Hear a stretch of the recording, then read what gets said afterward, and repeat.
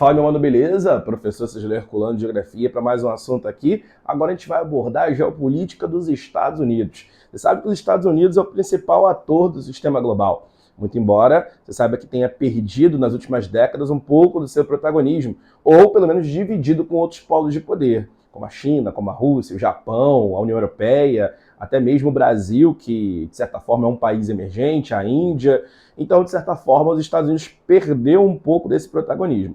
Mas a gente não pode negar que é o principal articulador das relações internacionais que nós vamos ter aí por seguir na geopolítica global. Beleza, a nossa aula de hoje é tentar entender um pouco sobre o território americano, como que ele foi construído, quais foram os processos históricos que fizeram os Estados Unidos se transformar numa grande potência. Afinal, os Estados Unidos era uma colônia, saiu da condição de colônia para virar hoje a principal potência global, tanto militar, quanto econômica, quanto política. Então você percebe que foi um país bem especial no que se diz respeito ao seu desenvolvimento. É um desenvolvimento que, inclusive, acaba espelhando outros países para que eles possam seguir como uma cartilha do que deu certo. Bom, sabe que nem tudo deu certo, correto? Beleza, vamos começar pelo começo. Bases iniciais. Os Estados Unidos, a gente pode dizer que foi uma ex-colônia britânica. Significa que a Grã-Bretanha, ou a gente pode simplificar, a Inglaterra, que era a grande força central da Grã-Bretanha, exerceu a sua influência enquanto metrópole, onde hoje nós conhecemos como território dos Estados Unidos, ok? Mas, inicialmente, o território ele pertencia à Espanha, porque em 1494 a gente percebe que portugueses e espanhóis dividem o mundo naquilo que ficou conhecido como Tratado de Tordesilhas. Mas aí, como é que o território saiu da Espanha para ser colonizado pela Grã-Bretanha? Ora, porque o território dos Estados Unidos não era muito favorável para a Espanha. A Espanha não achou muito interessante economicamente para fazer a exploração. E aí, corsários britânicos acabaram por invadir, tomar posse dessa área e, eventualmente, a Grã-Bretanha começa a exercer a sua influência onde hoje nós conhecemos como os Estados Unidos, ok? Muito importante isso. Inicialmente, o território dos Estados Unidos foi formado por 13 colônias. 13 colônias que possuíam uma relativa autonomia. Pessoas foram estimuladas de ocupar essas 13 colônias, que você está observando aqui do lado, essa areazinha aqui, onde nós temos aqui as colônias de povoamento dentro do território americano, e, de certa forma, eles tinham uma relativa autonomia política, porém, subordinado à Grã-Bretanha. Então, coloquei aqui que havia uma descentralização política. Nós tínhamos ali uma relativa forma de governo autônomo, mas que, claro, estava sempre subordinado aos interesses da metrópole, porque você sabe, né, que a colônia ela está no regime, claro, muito preso de subordinação à metrópole. Belezinha. O território hoje dos Estados Unidos, que vai do Atlântico até o Pacífico, naquele momento não era isso tudo. Naquele momento, os Estados Unidos tinham uma delimitação que ia do Oceano Atlântico até os Montes Apalaches. Você pode fazer uma comparação, por exemplo, com o território brasileiro, onde nós tínhamos do Oceano Atlântico até o limite de Tordesilhas. Então, de certa forma, era onde os colonos eles poderiam ficar, poderiam explorar, e, consequentemente, é claro, se valer do trabalho e também da exploração dessas áreas. Beleza, tranquilo. Vale ressaltar também que os britânicos eles cobravam muitos impostos, até porque eles queriam lucrar em cima da sua colônia. E pouco a pouco, os colonos não ficaram muito satisfeitos com as imposições da Grã-Bretanha, seja por cobrança de impostos ou por outras imposições que vão ser de acordo com o comércio, de acordo com o que poderia ou não ser regulamentado dentro do território dos colonos. Então, de certa forma, isso acaba gerando sempre uma insatisfação, né? Quando você tem um domínio muito intenso sobre um território, quem vive nesse território que é subordinado, chega um determinado momento que pede para dar um basta, porque não aguenta mais essa subordinação. Show de bola? Belezinha? Olha só, havia um forte contraste entre as colônias do norte e as colônias do sul dos Estados Unidos. Por quê?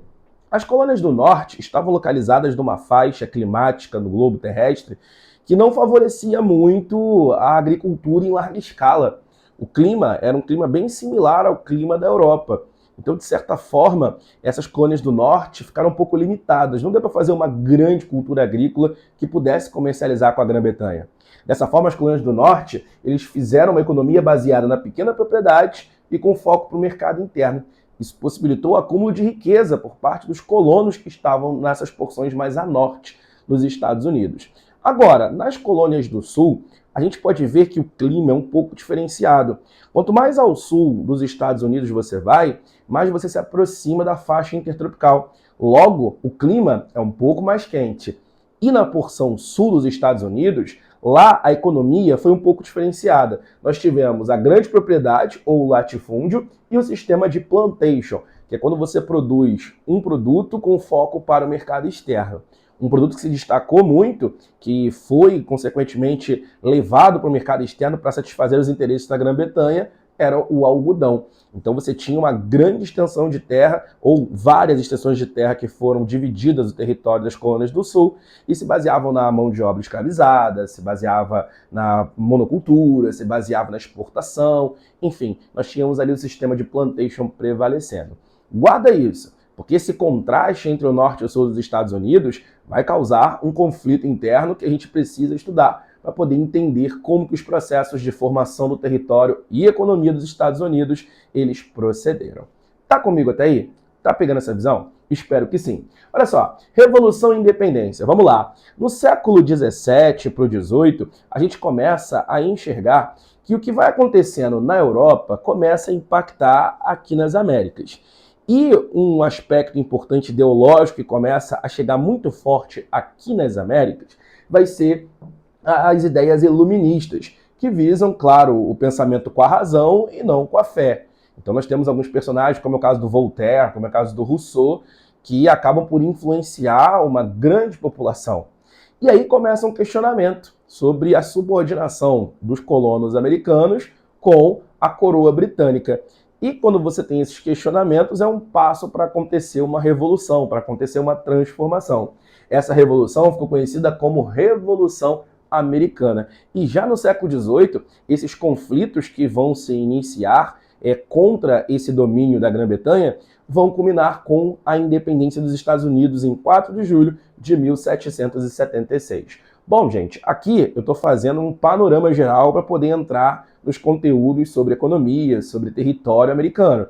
Mas é claro que em história, na aula de história, você estuda esse processo de independência americana com vários aspectos, com vários fatores. Mas aqui a gente, para a geografia, para a nossa prova, a gente não aprofunda tanto, porque a bibliografia ela também não dá tanta base para a gente aprofundar no que foi a Revolução Americana.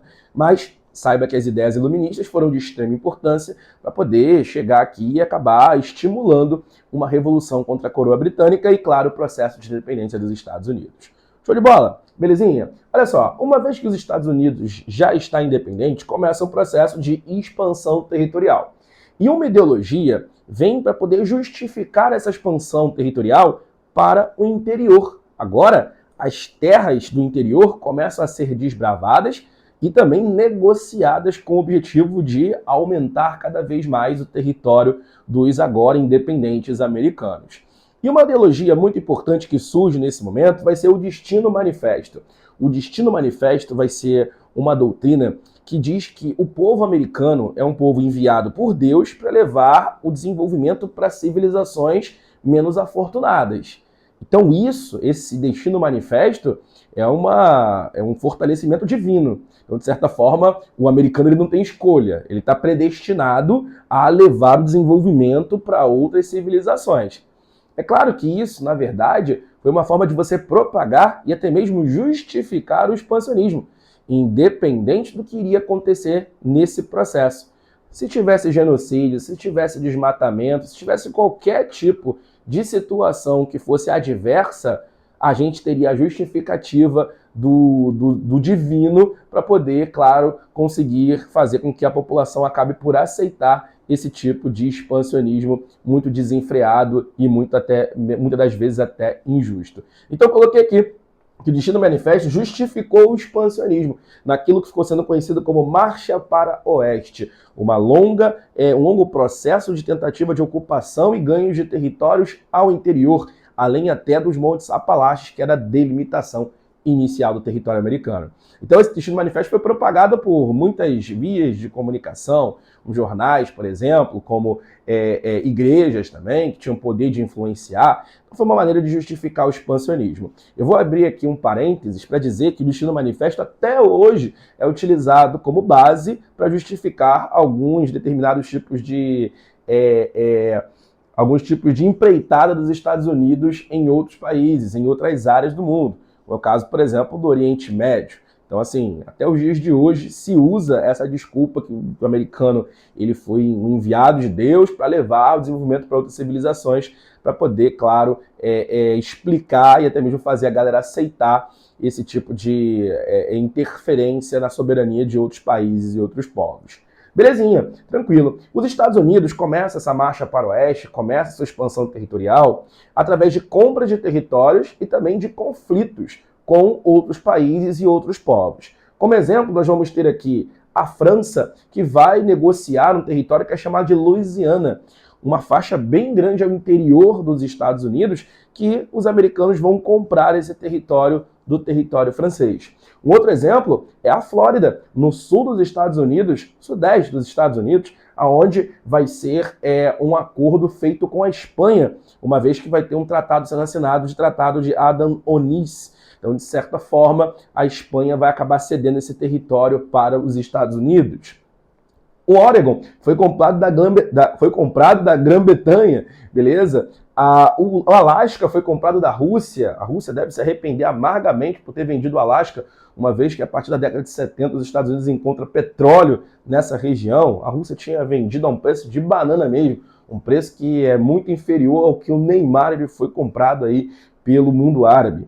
E aqui nós temos o México, que foi um conflito armado entre americanos e mexicanos que vai acabar com a compra de territórios, como é o caso do Texas, da Califórnia, que vai ser a partir da assinatura de um tratado chamado de Guadalupe Hidalgo. O território do México, na verdade, ele reduziu 50%, reduziu pela metade. Os Estados Unidos se apropriou por meio dessa guerra vencida por eles contra os mexicanos. E aí, o estado do Texas, o estado da Califórnia acabaram por ser anexados aos Estados Unidos. Beleza, beleza, mas ainda falando de expansionismo americano, nós vamos ter uma outra base que vai ser uma doutrina, que vai ser chamada de doutrina Monroe.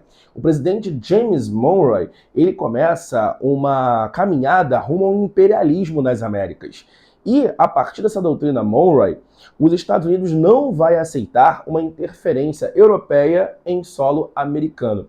E quando eu falo solo americano, não estou falando dos Estados Unidos só, mas todos os outros países do continente americano que estavam no século XIX a conseguir a sua independência. Os europeus já estavam naquele processo de revolução industrial e querer cada vez mais lucrar nas Américas. Mas os Estados Unidos, a partir dessa doutrina, ele não admite que os europeus venham a novamente tentar colonizar e acabar mexendo com a independência desses países que estavam conseguindo a sua liberdade nas Américas. Então era uma forma de os Estados Unidos expandir o seu poder pelas Américas, através de um movimento que nós chamamos de imperialismo. E os Estados Unidos vai, acima de tudo, conseguir alguns territórios, até mesmo por conflitos, sobretudo com a Espanha.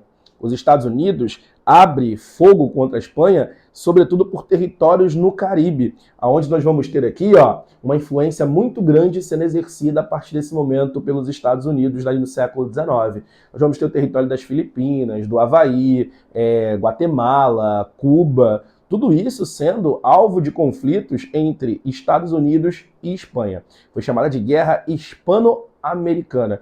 E a partir daí os Estados Unidos conseguiu aumentar a sua influência, aumentar o seu poderio tanto no Caribe quanto também no Pacífico. Então olha a expansão do território americano, como que começa a ser bem violenta a partir ali do século XIX. Beleza, ainda no século XIX, falando do expansionismo americano, nós vamos ter em 1863 o Homestead Act. O Homestead Act, gente, vai ser a lei de terras americanas. E o que dizia essa lei de terras? Que agora todo mundo que quiser tem a possibilidade de comprar terras dentro dos Estados Unidos. Os Estados Unidos queriam incentivar a ocupação do território. Porque não adianta você começar a comprar terras de outros países, negociar com outros países, ou até mesmo entrar em conflito por terras, se você não faz essa terra ser próspera, se você não faz essa terra se desenvolver. Então os Estados Unidos precisavam mesmo estimular a ocupação da galera da Europa, principalmente, nessas terras que estavam começando a entrar como domínios americanos. O Homestead Act foi uma forma de as pessoas conseguirem ter acesso a essas terras. E os Estados Unidos vendiam a um preço muito barato, tipo $1, $10, uma grande extensão de terra aonde o cidadão que adquirisse poderia ter ali a sua subsistência muito bem atrelada. Só que tinha um porém. O cara não podia comprar a terra e não vir para cá, para as Américas. O cara não podia adquirir a terra e deixá-la abandonada. Não. Ele tinha que assinar um acordo que, no mínimo 5 anos, ele teria que ocupar essa terra e tornar essa terra produtiva. Na ideia do governo americano, isso faria com que o cara estabelecesse laços dentro dessa terra e depois que passasse 5 anos, ainda que ele quisesse abandoná-la, ele já teria feito já um pezinho de meia, já teria se acostumado com o terreno, teria conseguido já ter aquele sentimento mais de afeto pelo local, iria ficar ocupando essa terra e, consequentemente, o povoamento seria sempre estimulado. Então, o Homestead Act foi um grande sucesso. Permitiu aos Estados Unidos a ocupação de terras a oeste por muitos imigrantes. E aqui, muitos imigrantes europeus serão atraídos por conta do Homestead Act. Irlandeses, ingleses, todo mundo vai começar a vir para cá, para as Américas, no caso, para os Estados Unidos, com essa possibilidade de compra de terras. Muito importante isso. Beleza. Mas entre 61 e 65 nós vamos ter um conflito que vai ser a nossa Guerra de Secessão. Nós vamos ter aqui os contrastes que nós falamos no início entre as colônias do Norte e as colônias do Sul, elas ficando cada vez mais evidenciados. Veja bem, as colônias do Norte, elas tinham fomentado a sua política a partir do desenvolvimento do mercado interno, como nós falamos. Já as colônias do Sul, eles tinham uma política econômica baseada na venda para o mercado externo, na venda de produtos, em tentar satisfazer os interesses lá de fora e lucrar a partir daí. E tem uma situação que é muito importante para um país que tem esse contraste ter que resolver. Nós vamos continuar sendo escravocratas ou nós vamos abolir a escravidão? Muito bem. Para as colônias do Norte, era muito interessante abolir a escravidão, uma vez que, como fomentaram o mercado interno, eles começaram posteriormente a desenvolver a sua indústria. E numa economia industrial, ter mão de obra escrava não é muito vantajoso. O interessante é que você tenha cada vez mais mercado consumidor. Então, as colônias do Norte eram abolicionistas. Mas já as colônias do Sul viam isso uma coisa ruim. Eles eram escravistas, uma vez que, como a produção tinha um foco no mercado externo, não necessitava de mercado consumidor. Então, a mão de obra escrava seria uma mão de obra muito vantajosa, que não teria custos para essa produção. Então, esse contraste entre as ideias de abolicionistas e escravocratas vão provocar esse conflito que vai ser chamado de Guerra de Secessão, que vai de 61 até 65. Coloquei aqui, divergências entre o norte e o sul dos Estados Unidos, principalmente por causa da abolição ou não da escravidão. Um presidente chamado Abraham Lincoln vai articular essa ideia abolicionista nas colônias do norte. E aí, as colônias do sul não vão aceitar isso e vão proclamar a sua própria independência, criando assim os Estados Confederados do Sul. Então, de certa forma, por algum momento, nós tivemos as colônias do Sul se transformando no seu próprio país e fazendo essa secessão, essa separação diretamente das colônias do Norte, diretamente dos Estados Unidos e se proclamando um Estado independente. Doideira, né? Beleza. Quem vai ganhar essa guerra vai ser as colônias do Norte, uma vez que elas estavam muito melhor preparadas, com mais financiamento, com mais poderio para poder investir no militarismo, e de certa forma as colônias do Norte serão vitoriosas nessa guerra de secessão. E a partir daí começa um processo de abolição da escravidão, porém que não assegurou os direitos civis dos negros. Os sulistas, mesmo com a abolição da escravidão, eles não aceitaram muito bem ter que deixar com que a população negra tivesse os mesmos direitos do que um cidadão branco normal americano. E dessa forma, embora nós tenhamos o fim da escravidão, os direitos civis dos ex-escravos da população negra não foi muito bem assegurado. Eles meio que não aceitaram muito esse fim da escravidão, até porque o escravo era considerado por eles como propriedade. Então, como esse escravo agora é liberto, o cara perde a propriedade. E eles, claro, não aceitavam essa ideia de que somos iguais a partir daí. Não, tinha aquela ideia tosca de que o homem branco era superior ao homem negro. Então, de certa forma, isso acabou não assegurando os direitos civis dos negros. Consequência disso, gente, migrações internas, muitos negros querendo sair do sul em direção às colônias do norte, e também perseguições à população negra. Tem um filme que é o 12 Anos de Escravidão, onde um cidadão negro ele é vendido como escravo para as colônias do Sul. Acontecia muito disso. Então o escravo ele tinha que, o ex-escravo, por assim dizer, ele tinha que sempre estar andando com os papéis dele, de que era um homem liberto e que de certa forma ele não podia ser utilizado como escravo. Doideira, né? Beleza. Outro ponto importante que a gente fala sobre essas perseguições é o surgimento de seitas ou grupos que, de certa forma, tentavam fazer com que os negros eles fossem perseguidos e até mesmo torturados e mortos. O mais importante deles, que fica conhecido, é a Ku Klux Klan. Falar isso é muito difícil. A chamada KKK. Bom, a gente, até os dias de hoje, sabe que esse tipo de seita ainda existe, claro, de maneira clandestina dentro dos Estados Unidos, que acaba por perseguir, por torturar, por desprezar a população negra e também outras minorias. Os direitos civis dos negros, na verdade, só vão ser reavistos dentro dos Estados Unidos na década de 1960, através de uma luta travada pelo Martin Luther King e também o Malcolm X e os Panteras Negras. Aí que os direitos civis dos negros vão ser reavistos. Beleza? Vão ser reavidos, perdão. Tranquilo. Mas o que se viu a partir desse momento da abolição da escravidão foi uma segregação racial. Então, vários estados americanos tinham na lei essa política de segregação, que tinha principalmente o slogan de separados, mas iguais. Separados porque não teriam os mesmos direitos, iguais porque todos seriam homens livres. Então, a gente percebia que tinha escolas só para negros, escolas só para brancos, ou escolas que eram mistas, porém uma parte da sala era composta por negros, a outra parte composta por brancos, banheiro para negros, banheiro para brancos, calçadas também, enfim, sempre com a população negra tendo os piores acessos a serviços públicos básicos. Até alguns estados impediam a chegada de negros. Nós tínhamos essa política de segregação. Quando você vê, por exemplo, Todo Mundo Odeia o Chris, você vê muito da narrativa da população negra sobre essa ideia da segregação. Quando você vê algumas séries americanas também, que tem pessoas negras que se casam ou namoram com pessoas brancas sofrendo muito preconceito, é porque isso fica ainda impregnado dentro da cultura americana, esse vestígio que ficou, esse legado que ficou da política de segregação racial nos Estados Unidos. Belezinha.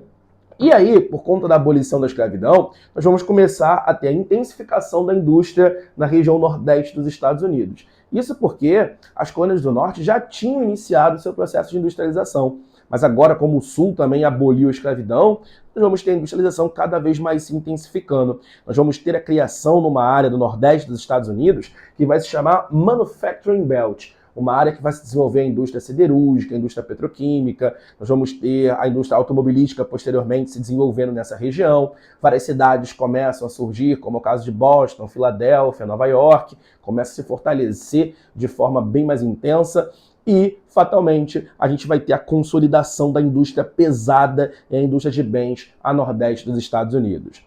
Atualmente, o Manufacturing Belt perdeu o seu dinamismo. A partir da década de 50, a indústria da terceira revolução industrial, que a gente fala de indústria de informação, tecnologia, informática, começa a se desenvolver nas porções oeste e sul dos Estados Unidos. E aí criam o chamado Sun Belt, a indústria aeroespacial, a indústria de tecnologia da informação, enfim, a indústria aeronáutica, começa tudo a se desenvolver mais a oeste dos Estados Unidos.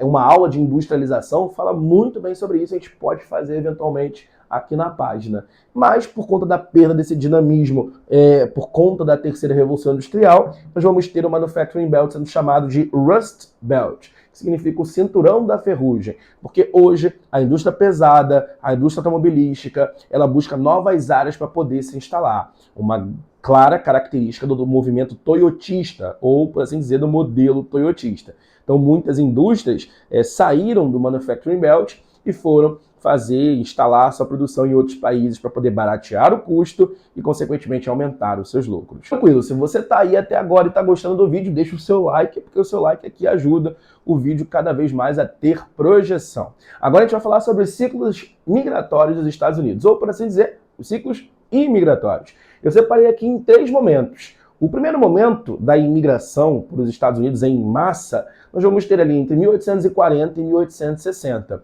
o motivo da imigração é o ouro na Califórnia, a descoberta de ouro na Califórnia. Logo depois que os Estados Unidos acabam por expandir o seu território mais para o oeste, é descoberto o ouro na Califórnia, e isso atrai muitos imigrantes para, claro, conseguir, por assim dizer, aquela ideia de enriquecer através da exploração aurífera. Irlandeses, alemães, ingleses começam a se integrar dentro do território americano de maneira mais intensa. É claro que o ciclo imigratório americano, lá na ocupação, lá no momento onde os Estados Unidos começou a ser ocupado, também é um ciclo imigratório. Mas o nosso livro da bibliografia fala desses 3 momentos, desses 3 ciclos que são muito importantes.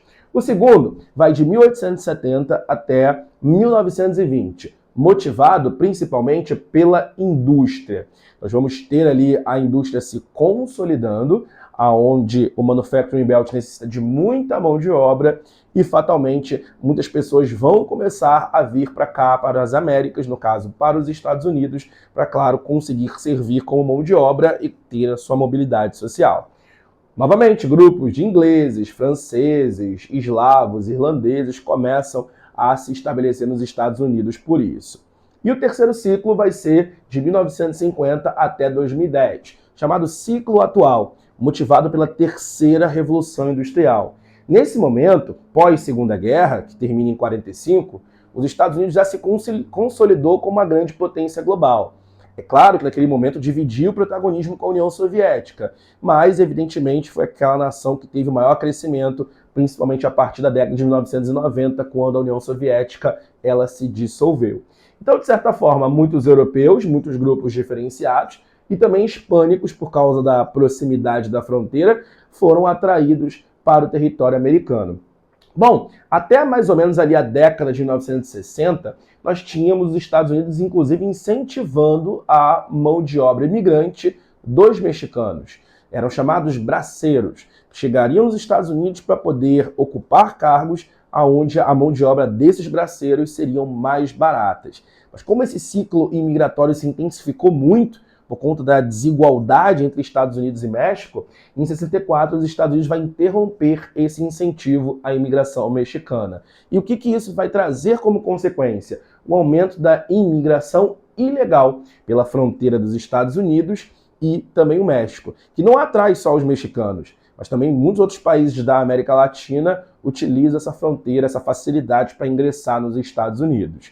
Por conta disso, os Estados Unidos começou a fazer políticas mais restritivas contra imigrantes, exigindo visto ou visto de trabalho, exigindo que a pessoa que fosse a passeio para um turismo justificasse a sua ida, ou seja, tentando cada vez mais restringir a imigração dentro do território para, evidentemente, controlar a chegada em massa da população dentro dos Estados Unidos. Show de bola? Belezinha? Como poder regional, nós podemos dizer que os Estados Unidos é o principal articulador do NAFTA, que é o Acordo de Livre Comércio da América do Norte. Esse acordo estabelece uma zona de livre comércio entre Estados Unidos, México e Canadá, onde o Canadá e o México dependem muito dos Estados Unidos por isso. Praticamente ali 70% das exportações desses países vão para os Estados Unidos. E qualquer oscilação na economia americana pode acabar dando um grande prejuízo na economia desses dois vizinhos que integram essa zona de livre comércio. E como poder global, nós podemos dizer que os Estados Unidos consolidou esse poder após a Segunda Guerra Mundial. Desde a primeira que vem ganhando muito status os Estados Unidos. Mas a consolidação vem após a Segunda Guerra, uma vez que a Europa precisa dos Estados Unidos para a sua recuperação. Aí nós vamos ter o Plano Marshall, nós vamos ter a aliança militar da OTAN e, de certa forma, os Estados Unidos conseguem esse protagonismo de grande poder financeiro, no caso militar, cultural, dentro do nosso sistema internacional. Assim, os Estados Unidos conseguem expandir-se economicamente e militarmente, como já falado. Os Estados Unidos no mundo é o país que mais tem gastos militares e alianças em diversas partes do mundo, ok? Dessa forma, a gente vai ver que os Estados Unidos têm várias bases americanas em todas essas áreas aqui que você está observando aqui anotado, bota no seu caderno que isso é muito importante. Durante a Guerra Fria, para poder impedir a expansão da União Soviética, os Estados Unidos foi arranjando vários aliados em torno da União Soviética. Como a gente pode citar o Japão, pode citar a Coreia do Sul, pode citar até mesmo o Oriente Médio, alguns países, claro, não todos do Oriente Médio, mas, por exemplo, Israel, Arábia Saudita, são países que são parceiros dos Estados Unidos. E, posteriormente, claro, até mesmo a Índia entra nesse contexto e a China. No caso, a gente vai ter os Estados Unidos ali exercendo grande influência na Ásia para cada vez mais sufocar a União Soviética e, hoje em dia, a Rússia, ok? Entre 2001 e 2008, justificando esse poderio militar, os Estados Unidos declaram uma guerra ao terror no governo do George W. Bush. Então, por isso que essa doutrina fica conhecida como Doutrina Bush. Essa doutrina Bush tinha o objetivo claramente de tentar suprimir, ou por assim dizer, sufocar, melhor dizendo, o terrorismo global. Bom, é claro que essa era a grande desculpa, mas o ponto principal é que os Estados Unidos vai exercer grande influência, sobretudo no Oriente Médio, por conta dessa guerra ao terror.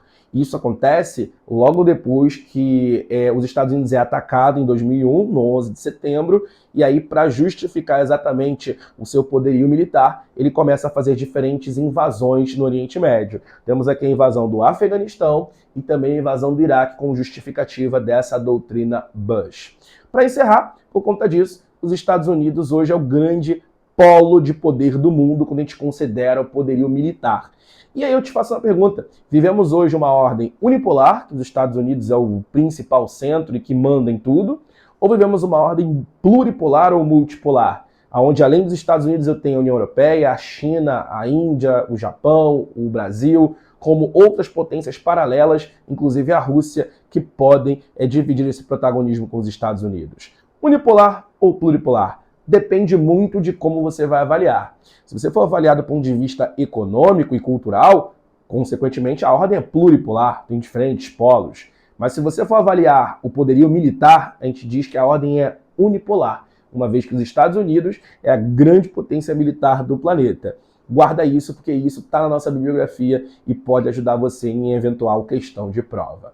Bom, meus amigos, espero que você tenha entendido. Dei uma acelerada no vídeo até mesmo para poder falar sobre tudo, para o vídeo não ficar muito longo, não ter que dividir. Se você gostou, deixa o seu like aí e tamo junto. Grande abraço.